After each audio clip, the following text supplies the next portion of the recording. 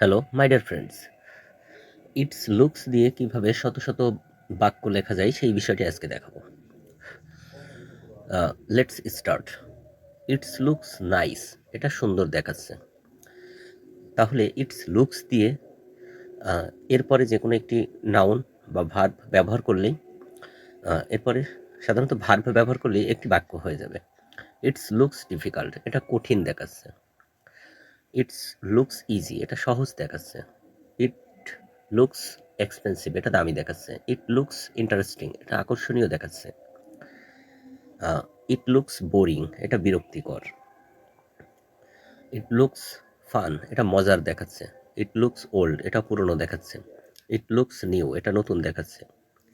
It looks clean, এটা পরিষ্কার দেখাচ্ছে। ইট লুকস ডার্টি, এটা নোংরা দেখাচ্ছে। ইট লুকস টেস্টি, এটা সুস্বাদু দেখাচ্ছে।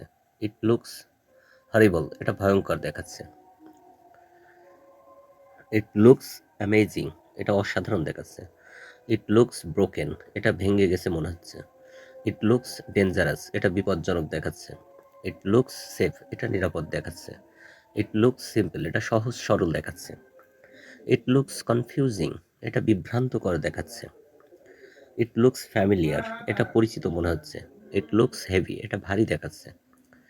ইট লুকস লাইট, এটা হালকা দেখাচ্ছে। ইট লুকস কোল্ড, এটা ঠান্ডা দেখাচ্ছে। ইটস লুক দিয়ে এভাবে শত শত বাক্য গঠন করা যায়।